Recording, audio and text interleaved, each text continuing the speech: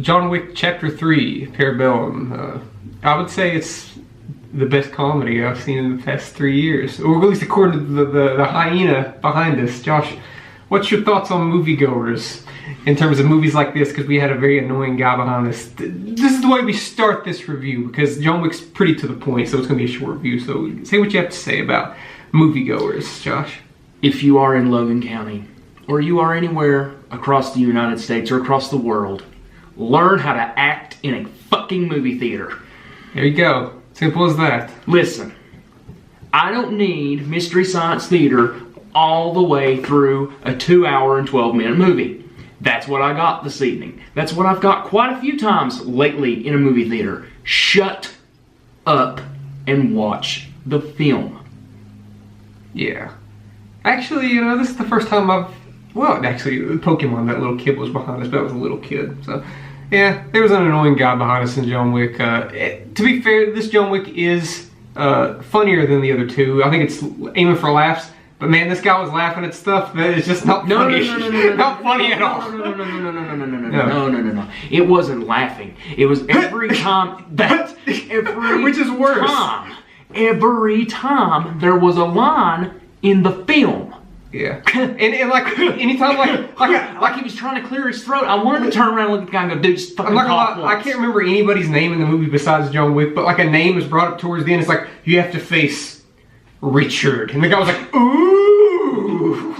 And I was like, is that name supposed to mean? Does this guy know the John Wick? Is he reading these John Wick books that we're not aware of, and he knows the character? But okay, listen, he was about. Moviegoers can go rot in hell for all I care. Let's get to John Wick. Absolutely, John Wick. This is a movie we've been looking forward to. We love the first two John Wicks. They're two of the best action movies of modern cinema. Yeah, the last 20 years. Yeah. I have to, immediately, like I said, this movie does aim for more laughs. I think it's because it does have a little bit of like the fan servicey stuff that we've grown to love as John Wick. It wants to give you those moments. Yeah, that was something. We have Endgame above our heads. And I think that right off the bat, man, it introduces the fight choreography, and the fight choreography in this movie is at its best, I think. Yeah. Especially in the first 10 minutes. The first fight scene in the film is the best fight scene in the whole entire film. It might be the best fight scene in the whole entire series. Which goes to some of my flaws. I think the movie kind of shoots its load in the first 20 minutes by having these really creative kills. Then later on, they're cool, but it's just overload of like just gunfights. You know. Here's the problem with the movie. Yeah, I have a couple problems. The more you see John Wick, and the more you watch the movies, and I just actually watched the films over 3 days, going back and watching them again with my girlfriend. And the problem with the movie is a lot of the times with John Wick's gunfight scenes, it's a lot of the same stuff. It's a lot of flips and twists and bang in the head, flip, bang in the head, flip, bang in the head.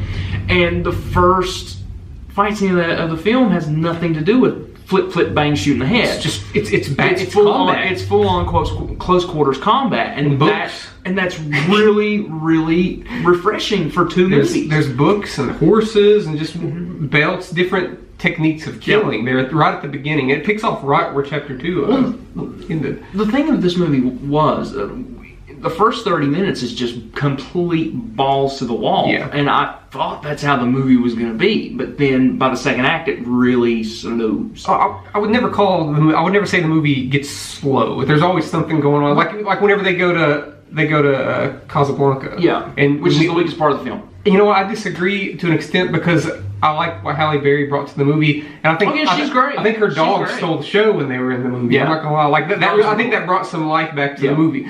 But like you was saying, I think what you're aiming for here is that these fights do get a bit repetitive, especially if you've watched the first two movies, and if you're looking for a story, this goes in context with the guy behind us making noise.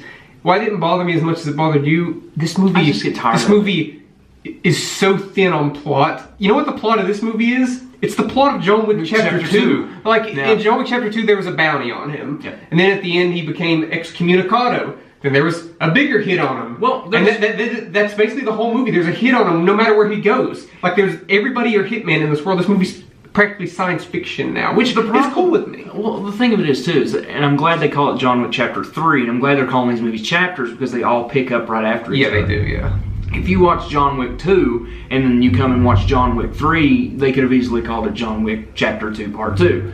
Yeah. Because it really, literally, the movie picks up immediately after Part 2. Yeah. And Chapter 2, Part 2, whatever. Yeah. And I don't know if that's necessarily a good thing or a bad thing. I think if you would have took a little bit more of a time between the two films and like actually set up something that's been going on with him. Yeah. A buddy of mine brought up a good point with the movies. He was like, they're so thinly based in plot, and that there's not a lot to them, that they could literally take place anywhere. Yeah. Like you could put John Wick in a mountainside and have him do the same exact thing, fight mountain and have him fight mountain people with just sticks and rocks, and people would be happy. Yeah.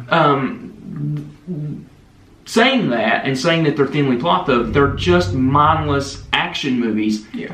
But they're done right. You come for the action, and the movie delivers. Even when it gets repetitive, it's still impressive. The cinematography is always amazing. This is probably, I'm trying to think of everything we've seen this year, but aside from like Us, this probably has the best cinematography I've seen in a movie this year. It might be just as good as Us in terms of cinematography. The thing of it is that if you watch John Wick Chapter 2, the end fight scene in that, it's very similar to the end one in this. But however, it's done on an even bigger scale. Like the set piece and everything is so much bigger and outlandish, and those poor skulls, those poor glass skulls. And I know it's asking a lot for more plot in a John Wick movie. These movies, especially this one, is more focused on the action and the world building of this assassin nation, I guess, that they're building here. Well, the thing of it is that we're talking plot.